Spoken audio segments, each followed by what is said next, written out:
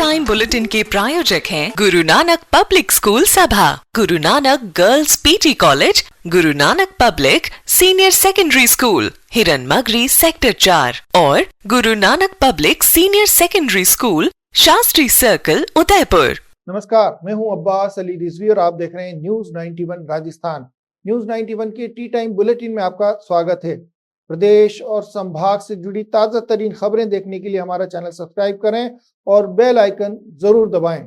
आइए खबरों का सिलसिला शुरू करने से पहले एक बार नजर डालते हैं अभी तक की टॉप हेडलाइंस पर। हेडलाइन के प्रायोजक हैं एमके जैन क्लासेस। अब 11th या 12th के साथ डॉक्टर, इंजीनियर, सीए या सीएस बनने की तैयारी कीजिए। ज्वाइन कीजिए MKJC स्मार्ट का school integrated NEET, JEE, CA, CS course. For admission visit MK Jain classes branch, Ashoknagar, Hiranmagri sector 5, Udaipur. Udaipur में रेजिडेंट डॉक्टर्स की हड़ताल दूसरे दिन भी जारी। प्रिंसिपल और वार्डन के इस्तीफे के साथ पीड़ित को न्याय देने और डॉक्टर की पत्नी को सरकारी नौकरी देने की मांग पर अड़े परिजन। योग दिवस से पहले पानी में हुआ योगाभ्यास। 21 जून को एक पृथ्वी एक स्वास्थ्य थीम पर मनाया जाएगा अंतर्राष्ट्रीय योग दिवस। ईरान इजराइल संघर्ष के 7वें दिन भी ईरान की ओर से जारी रहे हमले। ईरान ने मोसाद हेडक्वार्टर और न्यूक्लियर पावर प्लांट सहित कई ठिकानों पर की बमबारी। पूरा इजराइल दिखाई दे रहा है तहस नहस। आइए बुलेटिन की शुरुआत करते हैं और सबसे पहले नजर डालते हैं उदयपुर में कथित तौर पर करंट लगने से हुई एक डॉक्टर की मौत से जुड़ी खबर पर। उदयपुर में मेडिकल कॉलेज के पीजी हॉस्टल में अपने दोस्त के पास रहने के लिए एक डॉक्टर की वाटर कूलर पर पानी भरते समय करंट लगने से मौत होने का आरोप लगाते हुए उदयपुर के लगभग 600 रेजिडेंट डॉक्टर हड़ताल पर उतर गए।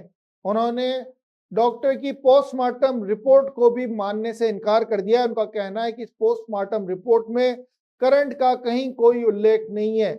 वहीं डॉक्टर के परिजन उदयपुर पहुंचे और उनका भी कहना है कि जब तक पोस्टमार्टम रिपोर्ट में करंट का उल्लेख नहीं किया जाएगा वे शव नहीं उठाएंगे।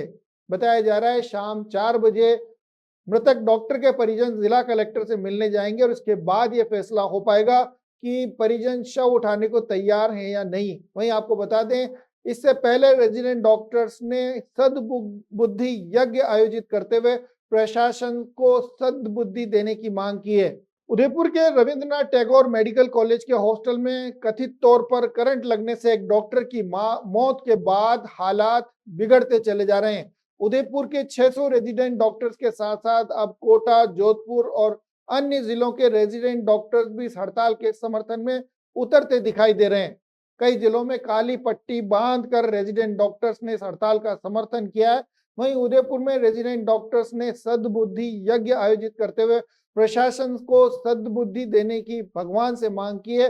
साथ ही उनका कहना है कि इस पूरे मामले में जब तक दोषियों के खिलाफ कड़ी कार्रवाई नहीं होगी, जब तक हॉस्टल वार्डन के खिलाफ कड़ा एक्शन नहीं लिया जाएगा, तब तक वे अपना आंदोलन समाप्त नहीं करेंगे। वहीं आपको बता दें कल डॉक्टर जो मृतक डॉक्टर हैं उनका पोस्टमार्टम किया गया था, लेकिन इस पोस्टमार्टम रिपोर्ट में करंट का उल्लेख नहीं होने के चलते परिजनों द्वारा शव नहीं उठाया गया। वहीं रेजिडेंट डॉक्टर्स भी इस बात को लेकर अड़े हुए हैं कि इस पोस्टमार्टम रिपोर्ट को सही किया जाए। पोस्टमार्टम रिपोर्ट में जब तक करंट की बात का उल्लेख नहीं होगा वे अपना आंदोलन स्थगित नहीं करेंगे। परिजनों का कहना है कि वे इस पूरी घटना में दोषियों के खिलाफ कड़ी कार्रवाई करने और डॉक्टर के परिजनों को उचित मुआवजा देने की मांग कर रहे हैं। साथ ही उनका कहना है कि उनकी पत्नी को सरकारी नौकरी भी दी जानी चाहिए। सुनिए डॉक्टर के परिजनों का इस पूरे मामले को लेकर क्या कहना है।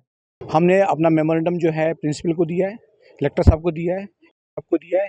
इससे पहले यहाँ पे मंत्री राजस्थान सरकार किरोड़ीमल जी मीणा यहाँ पे थे, उनसे हमारी बात हुई है, उनको हमने मेमोरेंडम दिया है। हमारी मुख्य मांग यही है कि जब से इस कूलर में वाटर कूलर में करंट आ रहा था उसकी बार बार जो है शिकायतें की जा रही थी, प्रशासन ने वो करंट ठीक नहीं कराया और इसे एक योग्य, प्रतिभावान और एक युवा डॉक्टर की मृत्यु हो जाती है। और प्रशासन अपने स्टाफ को बचाने के लिए जो पोस्टमार्टम कराता है उसमें एक झूठी रिपोर्ट पेश करता है और बगलाता है कि इसमें जो है FSL रिपोर्ट जहाँ जो जहर खाने के लिए जो चीज़ होती है वो चीज़ें जो रिपोर्ट के लिए भेजी जाती है।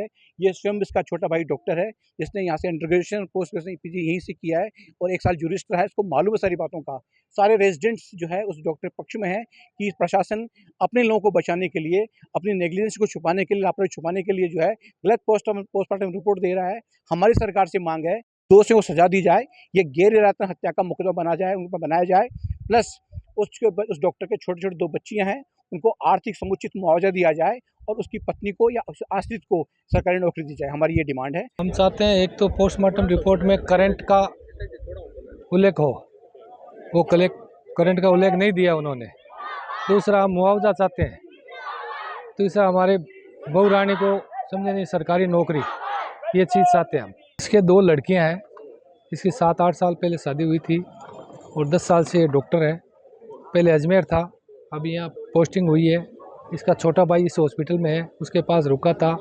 इसकी खेजल्टा ट्रांसफ़र हुई थी पास में, और ये रात भर यहाँ रुका था और पानी पीने के लिए वाटर कूलर का पानी लेने गया था और उसमें करंट आके इसकी मृत्यु हो गई वहीं इस पूरे मामले में हड़ताल पर उतरे हुए रेजिडेंट डॉक्टर्स लगातार प्रशासन और मेडिकल कॉलेज प्रशासन के खिलाफ नारेबाजी करते हुए आंदोलन कर रहे हैं। उनका कहना है कि मेडिकल कॉलेज और हॉस्टल से जुड़ी व्यवस्थाएं चाक चौबंद होनी चाहिए। इन व्यवस्थाओं में ढिलाई बरतने वालों के खिलाफ कड़ी कार्रवाई होनी चाहिए। डॉक्टर्स का कहना है कि उनकी हड़ताल के समर्थन में अब अन्य जिलों के रेजिडेंट डॉक्टर्स भी उतरना शुरू हो गए। उन्होंने बताया कि कई जिलों के डॉक्टर्स ने आज काली पट्टी बांधकर उदयपुर में हुई इस घटना का विरोध जताया और हड़ताल का समर्थन भी किया है। उदयपुर में डॉक्टर्स जो रेजिडेंट डॉक्टर्स हैं वो विशेष करके इस पूरे मामले को लेकर हड़ताल पर उतरे हैं। उनका कहना है कि जब तक दोषियों के खिलाफ कड़ी कार्रवाई नहीं होगी, MB हॉस्पिटल की चिकित्सा सेवाओं को और खास करके डॉक्टर्स की जो रहने खाने पीने की व्यवस्था है उन्हें चाक चौबंद नहीं किया जाएगा, तब तक वे अपना आंदोलन वापस नहीं लेंगे। जी, हम लोग यहाँ पे धरने में बैठे हुए हैं, कल से बैठे हुए हैं, जो कि सभी को पता है कि हमारे जो साथी थे, हमारे डॉक्टर रवि शर्मा की जो दुखदाई घटना में जो मृत्यु हुई है, उस कारणवश हम यहाँ मजबूर होकर यहाँ बैठना पड़ा। और कल से हम प्रशासन से मांग कर रहे हैं कि सर जो भी घटना हुई है उसकी जिम्मेदारी तय करी जाए और बताया जाए, जो भी जिम्मेदारी उन पर कार्रवाई की जाए। लेकिन प्रशासन अभी भी नींदों में है, अभी भी जगह नहीं है। वो अभी भी बिल्कुल ऐसे लग रहा है उनको शायद बहुत ही मामूली सी घटना है जिसके लिए उनको कुछ फ़र्क ही नहीं पड़ रहा। जबकि इतने बच्चे 600 रेजिडेंट सब कुछ अपन चीज़ों को छोड़ के, जो हम लोग कभी नहीं करते हैं, हम लोग 18-18 घंटे 24-24 घंटे रेजिडेंट्स को पता है सब लोग काम करते हैं। हम लोग कभी नहीं चाहते हैं कि ऐसा हो, कभी हमारी वजह से कभी भी समाज को, लोगों को कोई भी परेशानी हो, लेकिन हमें मजबूर किया गया क्योंकि अगर हम ही सेफ नहीं है तो हम किसको बचा पाएंगे। Sir Pradampat Singhania University, an initiative of JK Cement Limited. Join BTech, B Design, BCA, BBA, BBA, LLB, MTech, MBA and PhD program. आइए रुक करते हैं अगली खबर का। 21 जून को विश्व योग दिवस को लेकर उदयपुर ही नहीं बल्कि पूरे देश में तैयारियां जोर शोर से चल रही हैं। वहीं योग दिवस से एक दिन पूर्व इन सभी तैयारियों का पूर्वाभ्यास किया गया। गांधी ग्राउंड में होने वाले मुख्य आयोजन को लेकर भी सभी तैयारियों की जांच की गई। इस दौरान सुबह 6:30 बजे शुरू हुए योगाभ्यास में कई गणमान्य लोगों के साथ साथ इस कार्यक्रम से जुड़े अधिकारी और जिम्मेदार लोगों ने भी भाग लिया। वहीं आपको बता दें 21 जून को एक पृथ्वी एक स्वास्थ्य थीम पर मनाए जाने वाले इस योग दिवस के उपलक्ष्य में आज पानी में योगा करते हुए एक नई मिसाल भी पेश की गई। उदयपुर में अंतर्राष्ट्रीय योग दिवस की तैयारियां जोर शोर से चल रही हैं। इसी कड़ी में गुरुवार को खेलगांव परिसर में स्थित स्विमिंग पूल में एका योग का आयोजन किया गया। इसमें पानी में योगाभ्यास करते हुए विभिन्न आसनों का अभ्यास किया गया। वहीं आपको बता दें मुख्य कार्यक्रम के तहत गांधी ग्राउंड में योगाभ्यास होना है, इसको लेकर भी आज विशेष रूप से तैयारियां की गई और योगाभ्यास का पूर्वाभ्यास किया गया। कार्यक्रम के तहत कई गणमान्य लोगों ने गांधी ग्राउंड पहुंचकर सुबह 6:30 बजे से लगभग 7:30 बजे तक योगाभ्यास किया। आपको बता दें 21 जून को मनाए जाने वाले विश्व योगा दिवस की पूर्व दिवस पर ये सभी तैयारियां की जा रही हैं और इस बात की चाक चौबंद जो है व्यवस्थाओं की जांच की जा रही है ताकि 21 जून को होने वाले आयोजनों में किसी तरह की कोई कमी न रह पाए। आपको बता दें उदयपुर में पानी में योगाभ्यास करते हुए एक नई मिसाल भी पेश की गई है। इसके तहत प्रतिभागियों ने स्विमिंग पूल में उतरकर योग करते हुए, जल में योग करते हुए विभिन्न मुद्राओं में आसन किए और इस नई तरह की एक जो मिसाल है योगाभ्यास की वो पेश की गई है। इस आयोजन का मुख्य उद्देश्य योग को एक नई दिशा देते हुए शरीर और मन को अधिक संतुलित बनाने का बताया जा रहा है। सहायक नोडल अधिकारी वैद्य शोभालाल ओदिच्य ने बताया कि योग सप्ताह के तहत प्रत्येक दिन अलग अलग स्थलों पर योग पूर्वाभ्यास कराया जा रहा है। उन्होंने कहा कि एक का योग खास तौर पर जोड़ों पर कम दबाव डालता है, जिससे ये मोटापा, तनाव, जॉइंट पेन जैसी समस्याओं में भी फायदेमंद साबित होता है। कार्यक्रम में जिला खेल अधिकारी डॉक्टर महेश पालीवाल भी मौजूद थे। उन्होंने कहा कि इस आयोजन से आम जन में योग के प्रति रुचि और जागरूकता बढ़ रही है। एक का योग शरीर को लचीलापन, ऊर्जा और स्फूर्ति प्रदान करता है। यह अधिक आधुनिक जीवन शैली के तनाव को कम करने का प्रभावी माध्यम भी बनता जा रहा है। इस वर्ष 21 जून को मनाए जाने वाले अंतर्राष्ट्रीय योग दिवस एक पृथ्वी एक स्वास्थ्य की थीम पर आधारित है, जिसका उद्देश्य विश्व स्तर पर स्वास्थ्य और सौहार्द का संदेश देना है। योग से बहुत सारे फायदे हैं। बच्चों को अगर योग करवाएं तो उनकी कंसंट्रेशन पावर बढ़ती है, उनकी हाइट बढ़ती है, उनका ध्यान लगता है। और बड़ों की कोई भी हेल्थ इश्यूज होते हैं वो योग से 100% क्योर होते हैं अगर वो सही से योग करते हैं। अंतर्राष्ट्रीय योग दिवस को लेकर जिला प्रशासन, आयुर्वेद विभाग और पतंजलि योग समिति और जितने भी अधिकारी वर्ग हैं उन्होंने यहाँ अच्छी तैयारी कर ली है। और इस बार जो मुख्य कार्यक्रम गांधी ग्राउंड में होने जा रहा है सुबह 6 बजे से लगाकर 8 बजे तक, तो सभी उदयपुर वासियों से निवेदन है कि उस कार्यक्रम में बढ़ चढ़कर भाग लें, सब परिवार कार्यक्रम में पधारें और इस कार्यक्रम को एक पर्व रूप में मनाना है। और अंतर्राष्ट्रीय योग दिवस को एक दिन ही नहीं पूरे जीवन में अपने को उतारना भी है योग को, और योग के माध्यम से निरंतर अपने जीवन में स्वास्थ्य को लाना है और ध्यान और जो भी स्वास्थ्य बढ़ने के लिए जो कारण है वो योग है। तो इस बार जो अंतर्राष्ट्रीय योग दिवस मन रहा है वो मुख्य कार्यक्रम तो गांधी ग्राउंड में होगा, इसके अलावा भी 13 जगह और उदयपुर में कार्यक्रम होगा। तो आपसे निवेदन है कि जहाँ भी लगे आपको आपके आसपास वहाँ जरूर जाएं और योग करें।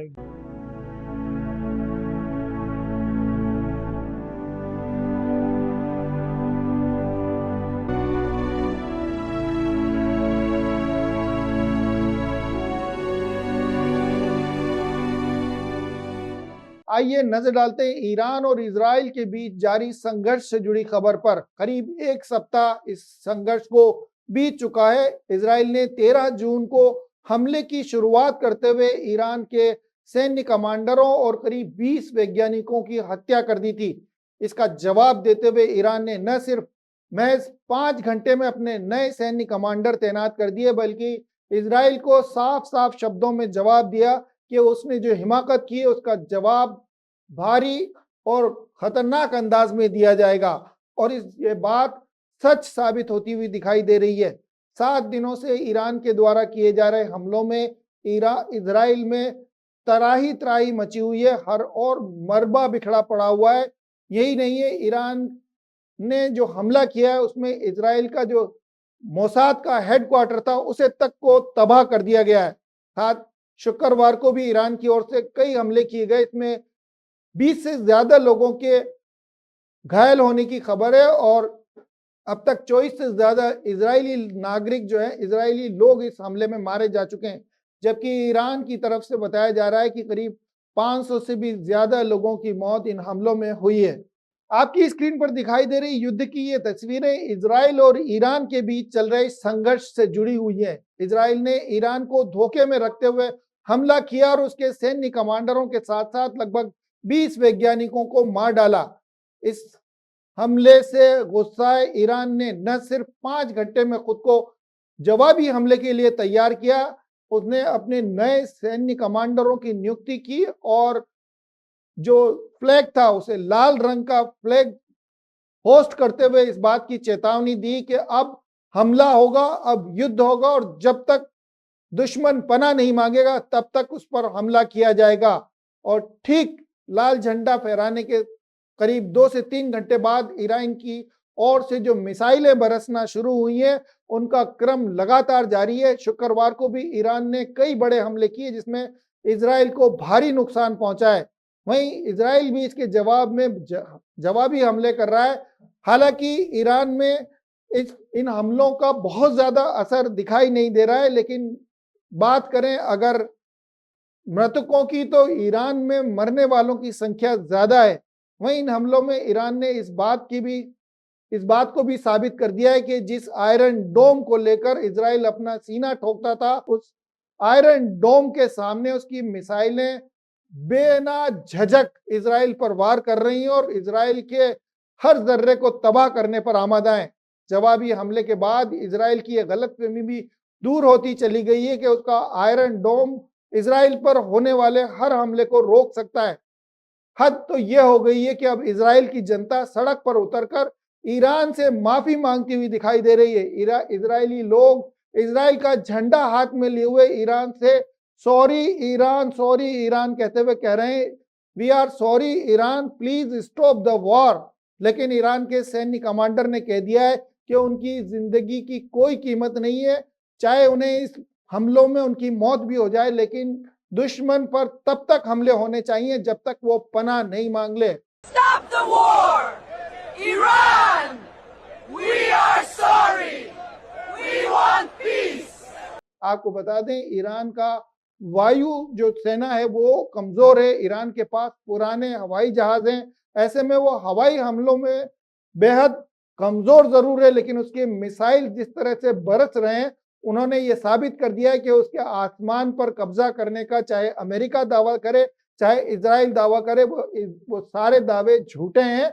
उसके आसमान से बरसने वाली मिसाइल टारगेट पर जाकर हिट कर रही है और अब लगातार नई तरह की मिसाइल सामने लाते हुए ईरान ने इस बात की भी घोषणा कर दी कि अगर उसे 6 साल तक भी युद्ध लड़ना पड़े तो वो युद्ध लड़ सकता है। ऐसे में अब देखना यह होगा कि अमेरिका ने 2 हफ्ते का समय मांगा है। अमेरिकी राष्ट्रपति ट्रंप का कहना है कि उन्हें 2 हफ्ते सोचने का समय चाहिए और उसके बाद वो ये तय करेंगे कि ईरान से डील की जाए या ईरान के खिलाफ हमला किया जाए। वहीं आपको बता दें, इस पूरे मामले में रशिया और उत्तरी कोरिया सहित कई देश ईरान के साथ आकर खड़े हो गए हैं। ऐसे में अब ये जंग जो है वो बड़ा रुख इख्तियार करती हुई दिखाई दे रही है। इस जंग का परिणाम क्या होगा इसका अंदाजा कोई नहीं लगा पा रहा है। 90 लाख की आबादी वाले इजराइल में हर तरफ तबाही का मंजर छाया हुआ है। ईरान के सर्वोच्च लीडर आयतुल्ला खोमेनी ने साफ शब्दों में कहा है कि उनकी जान की कोई कीमत नहीं है। इन हमलों में अगर उनकी मृत्यु भी हो जाए तो ईरान की जनता को हताश होने की जरूरत नहीं है, बल्कि उन्हें तब तक जंग लड़नी है, तब तक हमले करने जब तक दुश्मन पनाह नहीं मांग ले। न्यूयॉर्क टाइम्स में छपी एक रिपोर्ट के मुताबिक अमेरिका का मानना है कि ईरान अब परमाणु हथियार बनाने की पूरी क्षमता रखता है। व्हाइट हाउस की एक प्रेस सचिव कैरोलिन लेविट ने गुरुवार को कहा कि अगर ईरान के सर्वोच्च नेता आयतुल्ला अली खमेनी आदेश दे दें तो ईरान कुछ ही हफ्तों में परमाणु बम बना सकता है। 7 दिन की लड़ाई में अब तक इजराइल के 24 लोग मारे जाने की खबर सुनाई जा रही है, जबकि ईरान में 500 से भी ज्यादा लोग घायल हैं। वॉशिंगटन स्थित एक ह्यूमन राइट ग्रुप ने दावा किया है कि ईरान में मौत का आंकड़ा 600 से पार हो चुका है और 2000 से ज्यादा लोग घायल हैं। वहीं इन आंकड़ों ने यह भी साबित किया है कि इजराइल नागरिक क्षेत्र को निशाना बना रहा है, जबकि ईरान इजराइल के आयुध और न्यूक्लियर पावर प्लांट सहित उसके मोसाद के हेडक्वार्टर जैसी जगहों पर हमला कर रहा है। वहीं खबर यह भी है कि इजराइल ने हॉस्पिटल जो बनाए हैं उनके नीचे अपने सैन्य शक्ति का पूरा जो है वो जखीरा छुपा कर रखा हुआ है। ऐसे में अब हॉस्पिटल्स यानी जो अस्पताल हैं उन पर भी हमले होने की संभावनाएं बढ़ती जा रही हैं। Rasik Lal M. Dhariwal Public School, an English medium co-education school, homely environment, individual attention, student-friendly library, air-conditioned pre-primary classrooms, digital classrooms, huge space for indoor and outdoor games, Jain Society grants, 50% scholarship for Jain students, CCTV surveillance by management, affordable and safe conveyance facility available. Rasik Lal M. Dhariwal Public School, Chitrakoot Nagar, Bhuwana, Udaipur. आइए नजर डालते हैं अगली खबर पर। राजस्थान के वित्त पोषित विश्वविद्यालयों में कार्यरत रहे करीब 7,000 से ज्यादा सेवानिवृत्त कर्मचारियों की पेंशन पर संकट गहराता जा रहा है। राज्य के कई विश्वविद्यालयों में महीनों से पेंशन नहीं दी जा रही है, जिससे पेंशनर्स आर्थिक तंगी में जीवन यापन करने को मजबूर हैं। इसी को लेकर शुक्रवार को सेवानिवृत्त कर्मचारियों ने जिला कलेक्ट्रेट पहुंचकर प्रदर्शन किया और मुख्यमंत्री के नाम जिला कलेक्टर के मार्फत ज्ञापन सौंपा गया। महीनों से पेंशन नहीं मिलने के चलते आर्थिक तंगी झेल रहे सेवानिवृत्त कर्मचारियों ने शुक्रवार को जिला कलेक्ट्रेट के बाहर प्रदर्शन करते हुए अपनी मांगों के समर्थन में नारे लगाए। महासंघ ने मुख्यमंत्री भजनलाल शर्मा को जिलाधीश के माध्यम से ज्ञापन भेजकर इस समस्या की ओर ध्यान दिलाने की बात कही है। पेंशनर्स का कहना है कि वर्ष 1990 में राजस्थान सरकार के निर्देश पर पेंशन योजना लागू की गई थी। 2008 के बाद छठे और फिर 7वें वेतनमान लागू होने के बाद पेंशन में भारी वृद्धि हुई है, जिसे विश्वविद्यालयों के लिए वहन करना अब असंभव होता जा रहा है। स्थिति इतनी गंभीर हो गई है कि उदयपुर के मोहनलाल सुखाड़िया विश्वविद्यालय और महाराणा प्रताप कृषि एवं प्रौद्योगिकी विश्वविद्यालय को पेंशन भुगतान के लिए अपनी जमीनें तक बेचनी पड़ रही है। कोटा तकनीकी विश्वविद्यालय के कर्मचारियों ने ब्याज पर ऋण लेकर विश्वविद्यालय में राशि जमा कराई, फिर भी उन्हें पेंशन नहीं मिल पाई है। आंदोलन की ऐसे में नौबत आ गई है। जय नारायण विश्वविद्यालय में पिछले 5 महीनों से पेंशन का भुगतान नहीं हो रहा है। ऐसे में अब सभी कर्मचारी सड़कों पर उतरकर अपनी मांगों के समर्थन में नारेबाजी करने को मजबूर हैं। कि पिछले कई सालों से जब से ये विश्वविद्यालय बना है हम पेंशनर्स के लिए संघर्ष कर रहे हैं। पेंशन हमें समय पर नहीं मिल रही है और जो मिलती है वो हम लोगों ने ज़मीन बेच के ली है। ज़मीन बेचना कोई सोल्यूशन नहीं था, क्योंकि राज्य सरकारों की मंशा नहीं थी। दोनों सरकारें निकम्मी निकली, इसलिए आज ये स्थिति बनी।